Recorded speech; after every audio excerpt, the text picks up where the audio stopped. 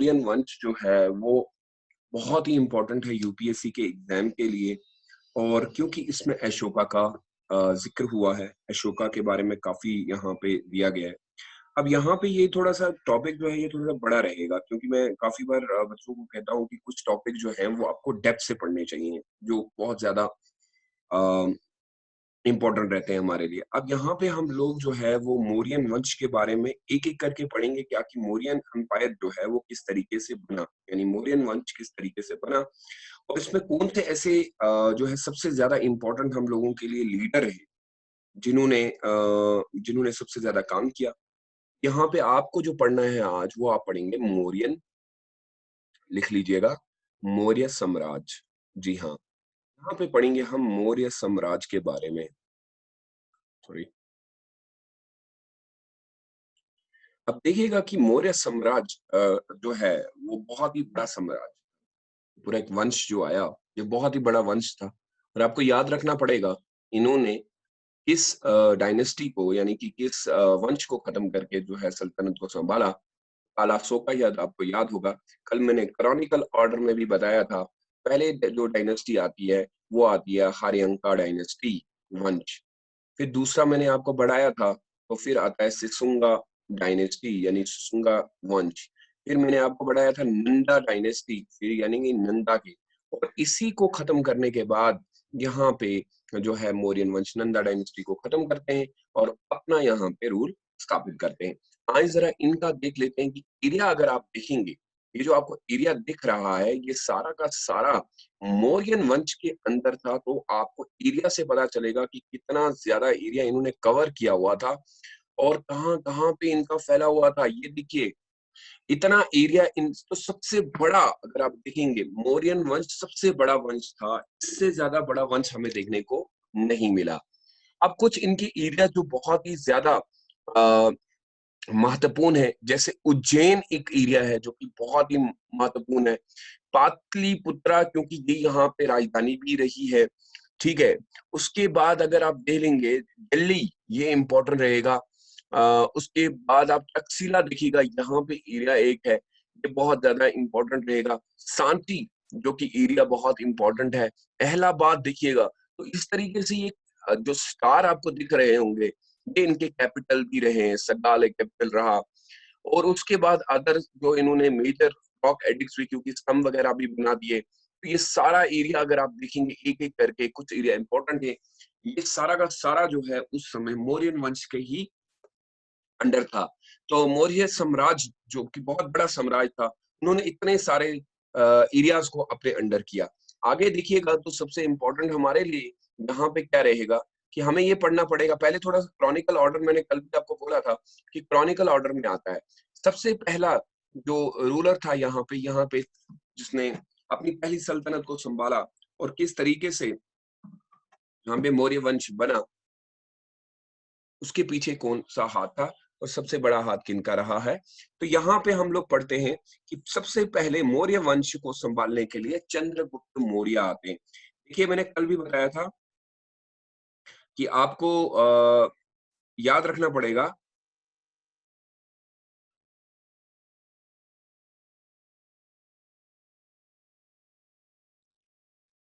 कि Chronicle order में UPSC पूछता है। यहाँ पे सबसे पहले आए हैं चंद्रगुप्त मौर्य, ठीक है? Chandragupta Maurya, got it? उसके बाद आते हैं बिंदुसारा। अब ये जो है ये इनके पुत्र होते हैं बिंदुसारा। आपको याद होगा इन्होंने भी काफी सारा अच्छा काम किया है।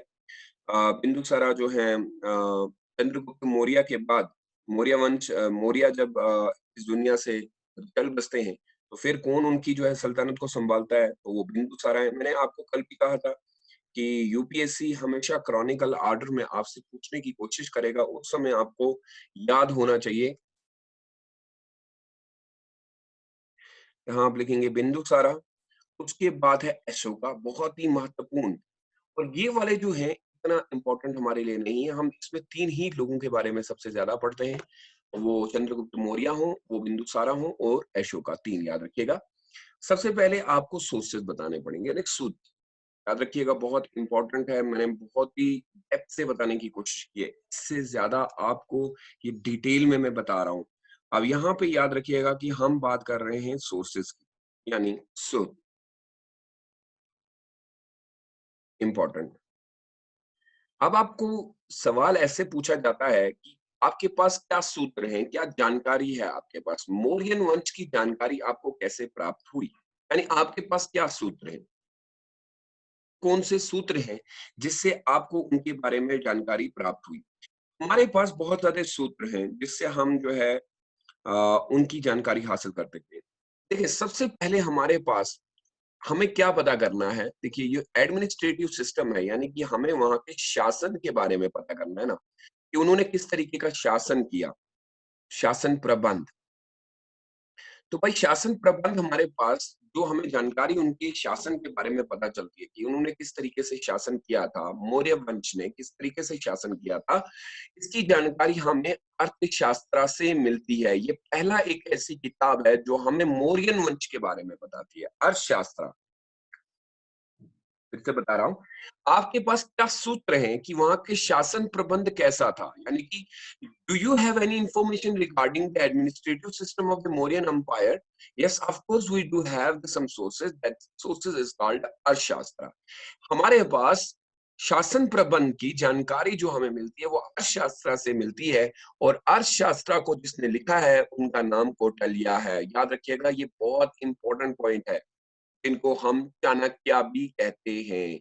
इसका मतलब है हमारे पास जो पहला सूत्र है, जो शासन प्रबंध के बारे में हमें जानकारी देता है, वो और कोई नहीं है, वो अर्थशास्त्र है, और अर्थशास्त्र को कौटिल्य ने लिखा है। कौटिल्य को हम चाणक्य भी कहते हैं।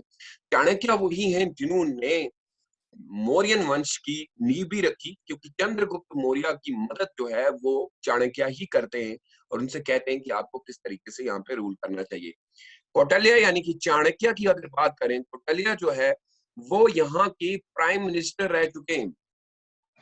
आज के आप समझिए, क्योंकि वो राजा हुआ करते थे चंद्रगुप्त मौर्य, लेकिन उनके प्राइम मिनिस्टर कौन थे? अब प्राइम मिनिस्टर का मतलब है प्रधानमंत्री। ये प्रधानमंत्री थे उनके। अब यहाँ पे याद रखिएगा आप कि चाणक्य जो है वो प्रधानमंत्री, जी हाँ, वो प्रधानमंत्री का काम कर रहे थे उनके अंडर। और हम ये मानते हैं कि वही एक मूल्य रूप से उन्होंने मौर्य वंश की नींव रखी। बहुत इंपॉर्टेंट है, सूत्र के बारे में बता रहे हैं कि आपको जानकारी मिली कहां से। पहले आप बोलेंगे कि अर्थशास्त्र से मिली। अर्थशास्त्र को कौटिल्य ने लिखा है, कौटिल्य को हम चाणक्य भी कहते हैं। चाणक्य जो है वो प्रधानमंत्री रह चुके हैं मौर्यन वंश में, और ये मूल्य रूप से हम कह सकते हैं कि मौर्यन वंश को जानकारी देने वाले मेगास्थनीज, याद रखिएगा बहुत इंपॉर्टेंट है, बहुत ही। ये फॉरेनर अकाउंट के बारे में आप बता रहे हैं। मेगास्थनीज जो है ये फॉरेनर अकाउंट से, यानी कि चंद्रगुप्त मौर्य के समय में हमें जो सूत्र मिलते हैं, कुछ बाहर से भी लोग आए थे, उन्होंने हमें जानकारी दी, जिसको हम विदेशी खाता बोलते हैं। देखिए, विदेशी खाते की जानकारी हमें किसने दी? विदेशी,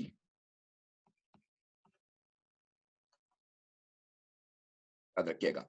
मेगास्थनीज एक थे, वो चंद्रगुप्त मौर्य के यहाँ पे आते हैं एम्बेसडर के तौर पे, और उस समय उनको किंग ऑफ ग्रीक जो है वो यहाँ पे भेजते हैं, और वो मौर्यन वंश के बारे में हमें बहुत सारी जानकारी, ये विदेशी खाता है जो हमें इनके बारे में जानकारी देते हैं। मेगास्थनीज जो कि विदेशी हैं, उन्होंने हमें डिटेल अकाउंट में बताया कि India and Indian people in his book, एक किताब उन्होंने लिखी है, ये याद रखिएगा। उस किताब का नाम है इंडिका। इसकी ओरिजिनल कॉपी हमारे पास तो नहीं है, लेकिन जो भी है हमारे पास थोड़ी बहुत जानकारी जो प्राप्त होती है, इसमें वो कोटेशन दिखाते हैं कि ग्रीक राइटर ने किस तरीके से मौर्यन वंश के बारे में हमें बताया।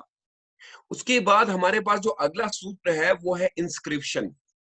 जी हाँ, अशोका के समय में आपको याद होगा कि बहुत ज्यादा उन्होंने अपने स्तंभ बनाए, उनमें फिर वो इंस्क्रिप्शन करते थे।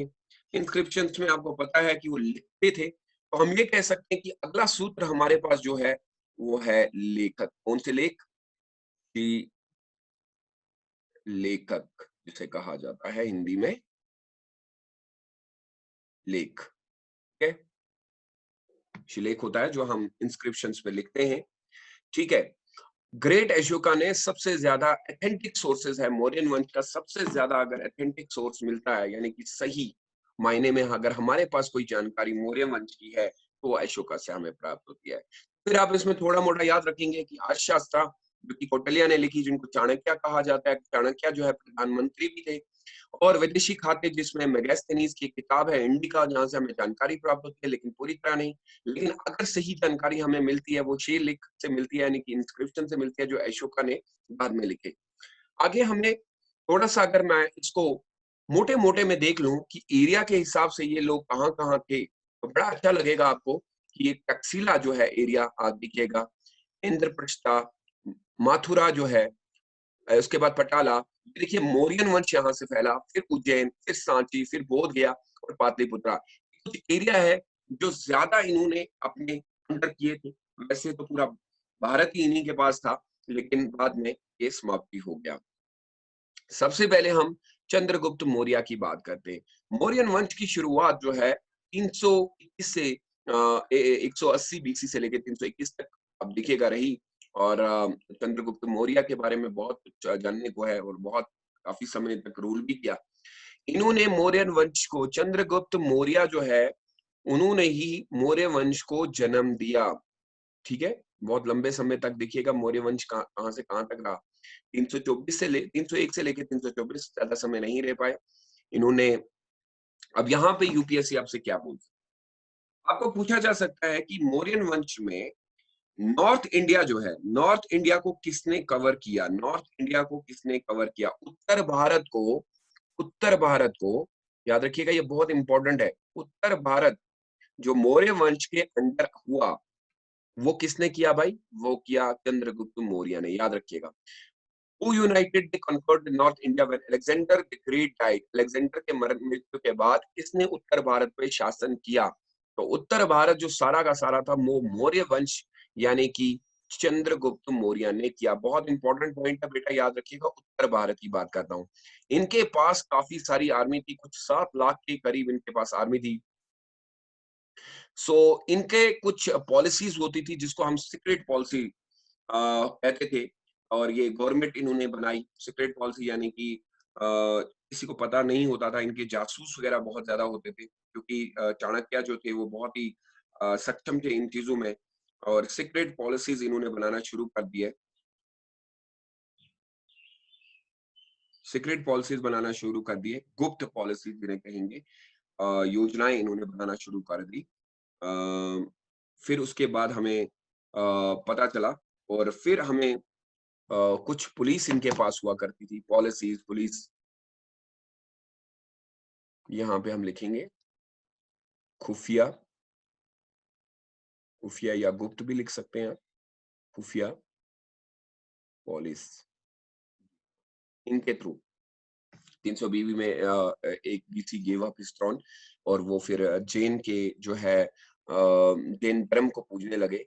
एक्सट्रीम बुद्धा भी, यानी इनके समय में ये ज्यादातर जैन धर्म की तरह इनका था। बुद्धिस्ट लिटरेचर है जहां से हमें जानकारी मिलती है, याद रखिएगा, बुद्धिस्ट लिटरेचर है जिसका नाम है महवामासा, महवामासा जो है, और दूसरी जो है दीपामासा। 2 किताबें हैं, याद रखिएगा, किताबों का नाम पूछा जाएगा जो हमें चंद्रगुप्त मौर्य के बारे में बताती है। महामावासा, महा, याद रखिएगा, महावमासा, और दीपा वमासा। ये किताबें बहुत इंपॉर्टेंट है, कल पूछा जाएगा, प्री में सवाल होगा, उस समय आपको जवाब देना पड़ेगा। चंद्रगुप्त मौर्य के बारे में अगर हम देखें, मगधा स्टेट जो है वो, क्योंकि आपको याद होगा मगध बहुत ही मशहूर हुआ करता था, सारे वंश जो है वहीं पे उजागर भी हुए।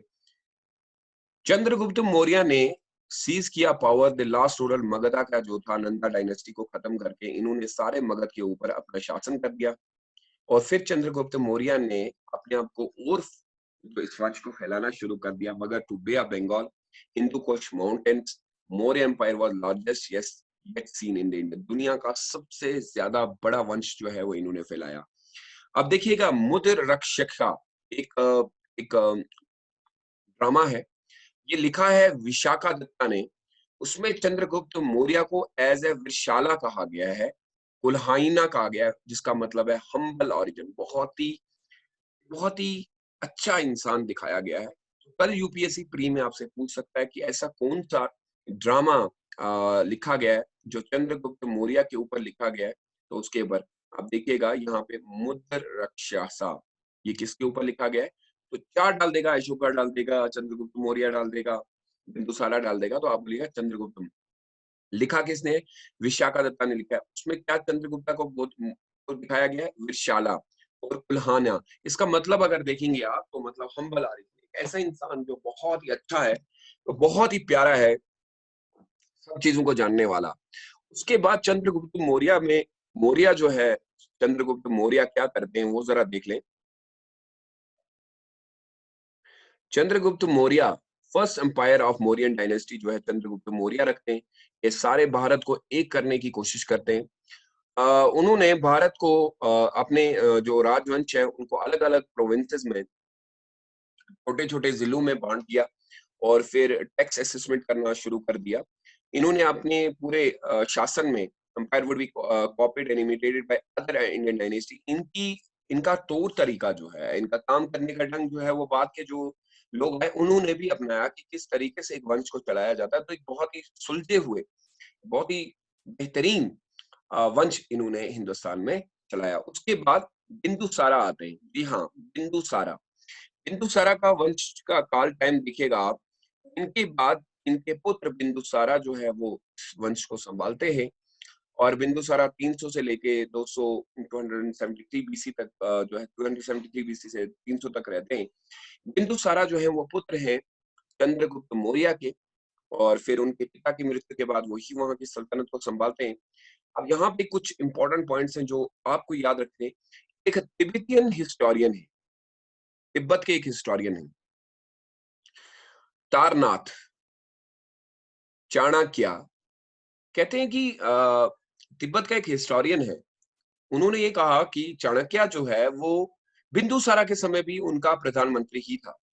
यानी कि चंद्रगुप्त मौर्य में भी चाणक्य था, बिंदुसारा के समय भी चाणक्य था। कहां से पता चला सर? तिब्बतियन हिस्टोरियन ने कहा। बिंदुसारा आफ्टर चंद्रगुप्त मौर्य, चंद्रगुप्त मौर्य के बाद हेमाचंद्र, जैन स्कॉलर जो है वो कंफर्म, वो भी कहते हैं कि जी हाँ ये सच है। एक और हेमाचंद्र जो है जैन स्कॉलर हैं, जिन्होंने जैन धर्म जो है अपनाया था, उन्होंने भी कहा कि हाँ ये सच है कि मौर्यन वंश के यानी चंद्रगुप्त मौर्य के मृत्यु के बाद जो है बिंदुसारा के साथ चाणक्य ही थे जो उनके साथ रहे, और फिर अपने उन्होंने प्रधानमंत्री उस समय भी वो थे और उनकी मदद उन्होंने की। यहाँ पे याद रखिएगा दिव्यंदा दाना। अब देखिएगा ये मैं हिंदी में नहीं लिख रहा हूँ क्योंकि सारा हिंदी ही है ये, ठीक है? ये संस्कृत वर्ड सारे हिंदी में ही। दिव्य, दिव्य वदना मेंशन करते हैं अपने किताब में, मेंशन दैट बिंदुसारा जो है अपॉइंटेड हिज एल्डर सन। ये हमें कौन बताता है? दिव्यदन। कहते हैं कि बिंदुसारा ने अपने पुत्र, सबसे बड़े पुत्र जिनका नाम था सोमाना, याद रखिएगा, सुसीमा, उनको तक्षशिला की जगह भेज दिया, वायसराय बादशाह के तौर पे भेजा, और अशोका को उज्जैन भेजा। दोनों को अलग अलग जगह भेजा, एक तक्षशिला भेज दिया, एक अशोका को उज्जैन। और ये भी लिखते हैं वो लोग, या हमें दिव्यांगना मेंशन करते हैं। देखिए कि यहाँ पे सूत्र बहुत इंपॉर्टेंट हो जाता है, किसने हमें कहा था। लेकिन जैसे ही इट ऑल्सो मेंशन, इनमें ये भी लिखा गया है जब लोगों ने इनके खिलाफ बगावत कर दी, यानी कि क्रांति शुरू होगी तक्षशिला में। अब तक्षशिला में कौन है भाई? तक्षशिला में इसने अपने बेटे जो है सुसीमा को भेजा है, सुमान को भेजा है, eldest son as the viceroy at Taxila. तो वहां पे बहुत ज्यादा लोगों ने उसके खिलाफ बगावत करना शुरू कर दिया। फिर अशोका वाज सेंट टू रिजोर, अशोका को भेजा गया कि वहां पे जाके तुम पीस करो, ठंडा करो मसला। इसका मतलब है उनका पुत्र सुमाना जो था वो फेल हो गया, और अशोका का यहीं से कार्यकाल, यहीं से द ग्रेट अशोका बनते हैं, और वो अपने काम को बड़े अच्छे से करते हैं, और वो फिर सफर को पूरा करते हैं। बिंदुसारा की अगर हम बात करें, उनकी पॉलिसीज जो थी, वो हमेशा अपने जितने भी दोस्त वगैरह होते थे, फ्रेंडली रिलेशन, दोस्ताना रखना चाहते थे विद हेलिकन वोट, जितने भी पूरा देश था उसके साथ एक दोस्ती रखना चाहते अब यहाँ पे एक याद रखिएगा, ये डायनोसिस एक है, ये इजिप्ट का है जो बिंदुसारा के कोर्ट में आया है। अब यहाँ पे सवाल होगा, चंद्रगुप्त मौर्य के टाइम मैगस्थनीज आया था, बिंदुसारा के समय कौन आया था? डायनोसिस। याद रखिएगा, ये सवाल बहुत बहुत पूछा है यूपीएससी। अब यहाँ पे ये पॉइंट आपके लिए प्री के लिए इंपॉर्टेंट हो जाता है। डायनोसिस जो है वो इजिप्ट का था, जो बिंदुसारा के कोर्ट में आता है। Pliny Pliny mention that Ptolemy Philadelphus king of Egypt sent him as an ambassador. एक प्लिनी है, ये भी हिस्टोरियन है, ये अपनी किताब में लिखते हैं कि आखिर डायनोसिस को किसने भेजा था। डायनोसिस को भेजा था पोटोलेमी फिलोडेल्फिस। याद रखिएगा, ये नाम बहुत ही इंपॉर्टेंट हो जाते हैं, और ये हिंदी में लिखे या इंग्लिश में नाम नाम रहेगा। वो इजिप्ट का था जिसने वहां पे उनको भेजा था, चंद्रगुप्त बिंदुसारा के पास। Bindusara had given the credit of south India conquest. देखिएगा, अब मैंने यहाँ पे बताया था, अगर आपको याद होगा तो हमने यहाँ पे क्या पढ़ा था भाई, कि भारत, उत्तर भारत को किसने अंडर किया? उत्तर भारत को, यानी कि नॉर्थ में कह रहा हूँ, उत्तर भारत को अपने अंडर करने में चंद्रगुप्त मौर्य का बहुत बड़ा हाथ है। अब अगर हम यहाँ पे देखें तो ये कह रहा है उत्तर भारत की बात नहीं, ये साउथ की बात कर रहा है। इसका मतलब है दक्षिण, दक्षिण में किसने मौर्यन वंश में दक्षिण साइड, दक्षिण भारत किसने अपने अंडर किया? बिंदुसारा ने या चंद्रगुप्त मौर्य ने? चंद्रगुप्त मौर्य ने तो सिर्फ उत्तर किया था, दक्षिण जो है वो बिंदुसारा ने किया। लेकिन कुछ स्कॉलर कहते हैं कि नहीं नहीं, ये उनके पिता ही ने किया था, लेकिन कुछ स्कॉलर कहते हैं तो इसमें कुछ अभी है। फिर उसके बाद शुरू होता है अशोका का समय, जो कि बहुत ही इंपॉर्टेंट है। आप लोगों ने 6th क्लास की एनसीईआरटी में भी हमने अशोका के बारे में पढ़ा है। वैसे इसको ग्रेट मौर्यन एम्पायर कहा गया है। ग्रैंडसन जो है ये चंद्रगुप्त के हैं, ये सब जानते हैं, ये कोई बड़ी बात नहीं है। इन्होंने अपने आप को जो है बदल दिया, क्योंकि ये जैन थे, बाद में बुद्धिस्ट बन गए। और कलिंगा की एक वार हुई थी 262 बीसी में। यार का टाइमिंग याद रखिएगा, 262 बीसी में ये जंग हुई, और उसके बाद इन्होंने अपने आप को बदल दिया।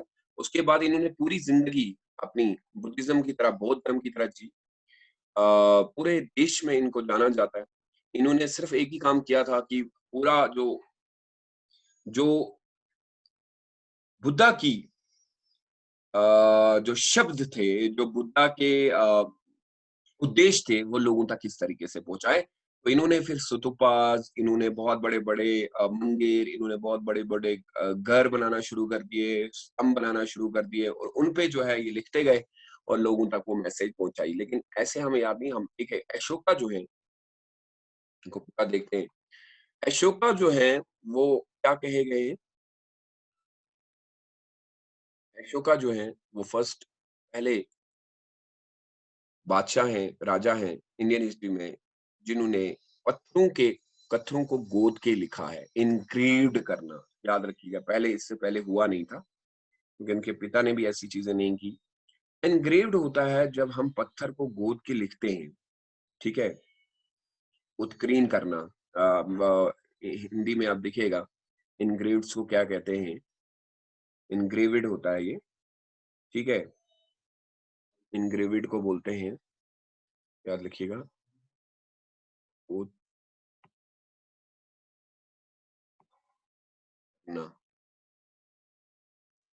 उत्कीर्ण यानी गोद के लिखना।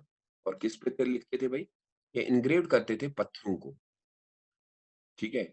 और पत्थरों को इनग्रेव करने के बाद उसमें अपने शब्दों को लिखते थे कि आखिर लोगों को क्या मैसेज देनी है, लोगों को क्या बताना है। अब देखिएगा कि अशोका का जो समय रहा है, अब ये पहला चीज है उत्कीर्ण करना, यानी कि ये पहला ऐसा रूलर है जिसने पत्थरों को गोद के लिखा। इतिहास जो कहता है, द हिस्ट्री जो अशोका का इतिहास रहा है कैन बी रिकंस्ट्रक्टेड, अगर हमें उसके बारे में जानना हो, अगर हम दोबारा से अगर अशोका को जानने की कोशिश करें तो कोई मुश्किल नहीं होगा, क्योंकि हम अगर उसको ये कहेंगे कि अगर दोबारा हमें पुनर्निर्माण करना हो। दोबारा से बनाने को पुनर्निर्माण कहा जाता है। तो कोई मुश्किल नहीं है, क्योंकि मुश्किल इसलिए नहीं है क्योंकि हमारे पास शेष मौजूद हैं और कुछ और किताबें भी मौजूद हैं जिसमें अशोका के बारे में काफ़ी जानकारी हमें मिलती है। अगर अशोका की हम सारे शेष वगैरह देखें, इंस्क्रिप्शन देखें, तो ये कुछ 47 जगह पे हमें देखने को मिलते हैं। ये इंडिया, नेपाल, पाकिस्तान और अफ़गानिस्तान में है। जो भी हम लोगों को शेष मिले या उनकी जो जानकारी मिली हम लोगों को, उसको हम रॉक एडिक्ट कहते हैं। रॉक एडिक्ट बहुत मशहूर है। जब भी ये शब्द दिखेगा तो आपको समझ जाइएगा कि अ, ये किनके बारे में बोल रहा है, अशोका के बारे में बोल रहा है। रॉक एडिक्ट यानी कि पत्थरों को गोद के लिखने वाला जो मसला था, वो था। और पिलर यानी स्तंभ पे लिखते थे। Pillar addict, rock edict, pillar addict, ये अलग-अलग हैं। कुछ पिलरों पे लिखा गया और कुछ जो है वो पत्थरों पे लिखा गया। और पिलर पे भी अगर आप देखेंगे यानी पिलर हम ये कह देंगे कि स्तंभ पे लिखा गया। स्तंभ बहुत मशहूर हैं अशोका के समय। ये पत्थरों पे लिखा गया और ये स्तंभों पे लिखा जाता था। Ashoka name occurs only in copies of minor rock edict. अगर आप पहला पत्थर जो उन्होंने गोद के लिखा है पहले में, फाउंड 3 प्लेसेस इन कर्नाटका इन मध्य प्रदेश में हमें मिलता है। वेयर ऑल अदर इंस्क्रिप्शन जो है हिमसेल्फ एज़, अगर एक ही अगर मैं बात करूँ, अशोका का शब्द जो है, वो हमें पहले पत्थर पे देखने को मिलता है। माइनर रॉक एडिक्ट फर्स्ट जो है फाउंड, ये 3 जगह पे हमें मिला, कर्नाटका में और फाउंड 3 प्लेसेस इन कर्नाटका में ही एंड 1 इन मध्य प्रदेश। तो मध्य प्रदेश में भी और कर्नाटका में भी, यहाँ पे इन्होंने अपने नाम को अशोका लिखा है। लेकिन जो बाकी की हमें सारी चीज़ें मिली, जो पत्थर मिले और जो स्तंभ मिले, उनमें इसमें इनका नाम जो है दिव्ना पियामिया, यानी कि दीवान पिमिया और प्रियदर्शनीय, प्रियदासीय, meaning beloved of the God, जो सबसे करीब होता है। तो इनका नाम, इन्होंने अपना नाम अशोका भी नहीं लिखा है, लेकिन पहले एडिक्ट में लिखा है जो हमें हरियाणा में, कर्नाटका में और मध्य प्रदेश में देखने को मिलता है। अशोका अगर हम देखें, जो इंस्क्रिप्शंस हमें देखने को मिली, ज़्यादातर मैं फिर से बता रहा हूँ, इंस्क्रिप्शंस हमें हम कहते हैं कि जो उन्होंने अ, खोद के लिखा या फिर ये फिर से मैं बता रहा हूँ इसको, तो हमें उनकी लेखक लेखक हमें मिली, वो ज़्यादातर रिटन इन किस लैंग्वेज में थी? 4 डिफरेंट स्क्रिप्ट्स हमें मिली, 4 अलग-अलग मिली हैं। Greek language separate used in Afghanistan. अगर आप अफ़गानिस्तान में देखेंगे तो वहाँ ग्रीक भाषा का इस्तेमाल किया गया है। आरामिक लैंग्वेज ये वेस्ट एशिया में यूज़ किया गया है। देखिए ये इम्पोर्टेंट हो जाएगा। प्राकृतिक लैंग्वेज जो है वो कहाँ-कहाँ पे यूज़ हुआ है? ख़ुरास्ती में यूज़ हुआ है और पाकिस्तान में यूज़ हुआ है। प्राकृतिक लैंग्वेज जो है Brahmi script used in rest of the inscription. तो 4 आपको याद रखनी पड़ेंगी कि अलग-अलग भाषाओं का इस्तेमाल हुआ है। ग्रीक का भी इस्तेमाल किया गया है, आरामिक भाषा का भी इस्तेमाल किया है, प्राकृतिक लैंग्वेज का भी इस्तेमाल किया है। तो इस तरीके से हमें पता चलता है कि वो अलग-अलग भाषाओं में जो है महारत रखते थे और शेर लेखक जो है वो अपने पत्थरों पे या फिर स्तंभों पे लिखा करते थे। नेक्स्ट हम पढ़ेंगे कि किस तरीके की कलिंगा वॉर हुई और अशोका ने किस तरीके से कलिंगा वॉर में अपनी जीत हासिल की और जीत करने के बाद उनका हृदय परिवर्तन हो गया। और यहाँ पे हम धम्मा के बारे में पढ़ेंगे कि आखिर उनका धम्मा क्या था। प्लीज एक बार इसको जो मैंने इम्पोर्ट, क्योंकि बहुत इंपॉर्टेंट है, मैंने बहुत कोशिश की है कि समराइज करने की, इतना ज्यादा आपको भागना ना पड़े इधर उधर। कोशिश कीजिएगा इसी के बीच में अपने आंसर ढूंढने की, क्योंकि ये अगर निचोड़ देखेंगे आप, तमिलनाडु हमेशा निचोड़ करके देता है। आपको इधर उधर जाने की जरूरत नहीं है। तो please I request you all कि इससे ज्यादा आप नहीं पढ़िएगा, अपना वक्त जाया नहीं कीजिएगा। ये बहुत सफिशिएंट है, इससे ज्यादा यूपीएससी पूछता भी नहीं है। तो अब आपको क्या करना है कि आप नोट्स बनाना चाहिए। अभी तक एक बंदे का नोट्स मुझे नहीं मिला है। अपना बहुत ज्यादा ख्याल रखिएगा। Till then take good care of yourself.